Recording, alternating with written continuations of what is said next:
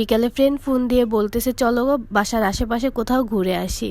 সে বলেছে আমি আবার না যাব, আমি তো যে যেখানে বলে সেখানে না গেলে আমার ভালোই লাগে না। হ্যালো এভরিওয়ান, আসসালামু আলাইকুম, অ্যানাদার মাই নিউ ভিডিও। বাসা থেকে দুই বান্ধবী বের হয়ে চলে আসে সানভ্যালিতে, যেটা আমাদের বাসা থেকে খুবই কাছে, আফতাবনগরের অপোজিটে পড়ে এটা। তারপর ওইখানে এসে আমরা আইসক্রিম নিয়ে নেই। আইসক্রিম খেতে খেতে বান্ধবী আবার আমাদের জন্য আনারস মাখা নিয়ে নেয়। আনারস মাখা খাচ্ছিলাম, তখনই পিছন ঘুরে দেখি আমার হাজবেন্ডও ওইখানে চলে এসেছে। সে আমাকে ঢাকা শহর তো একা ছাড়তেই চায় না।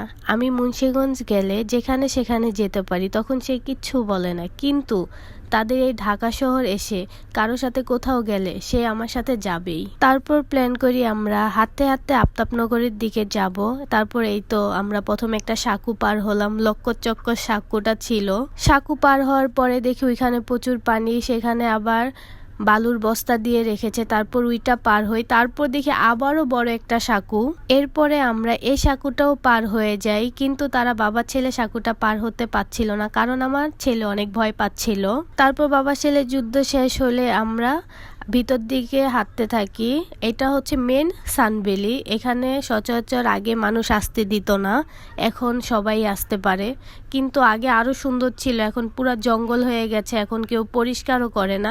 ওইখানে এসে দেখি একটা নৌকাটা দেখার সাথে সাথে তো তার বাবা নেমে যায় নৌকাটা সামনে আনবে, তারপর আমরা নৌকা দিয়ে ঘুরবো। এখানে আমার ছেলে চিৎকার পাচ্ছিল যে সে নৌকাতে উঠবে না, সে পানিকে অনেক ভয় পায়। তারপর আর কি, তাকে আমরা রেখে আমরা সবাই মিলে নৌকায় উঠে যাই। মেন ঢাকা সিটিতে বসে এত সুন্দর ভিউ পাওয়া ভাগ্যের ব্যাপার, যেটা আমাদের বাড্ডার মধ্যে আছে। এক পাশে বাড্ডা, অপর পাশে হচ্ছে আফতাবনগর। বাড্ডায় বসে আমরা গ্রাম এবং শহরে দোনোটার ফিলই নিতে পারি। তারপর এই তো আমার হাজবেন্ড নৌকা চালাচ্ছিল, আর আমরা দুই বান্ধবী অপর পাশে বসে বসে গল্প করতেছিলাম। এরপরে আমরা নৌকায় একটু ঘোরাঘুরি করে বসে বসে ভিডিও বানাচ্ছিলাম, ছবি তুলতেছিলাম। ভিউটা এত ভালো লাগছে, আবার অনেক দিন পর নৌকায় উঠেছি, তাই তো আরো ভালো লাগতেছিল।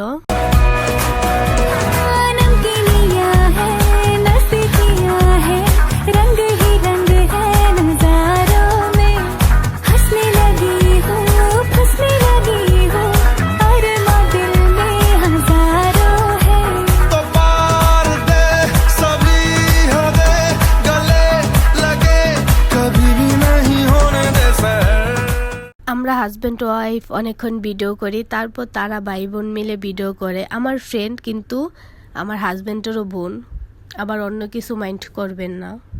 এই যে আমাদের পার্সোনাল মাঝি, সে বসে বসে নৌকা চালাচ্ছে।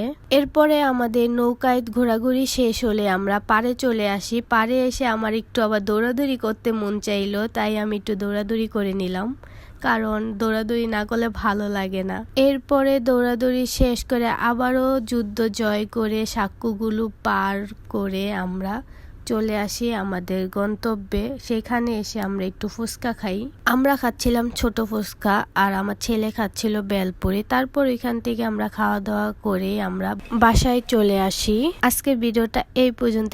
ভিডিওটা দেখার জন্য আপনাদের অনেক অনেক ধন্যবাদ। আর আমাদের বাড্ডা এলাকাটা আপনাদের কিরকম লাগে সবাই কমেন্ট করে জানাবেন। আল্লাহ হাফেজ।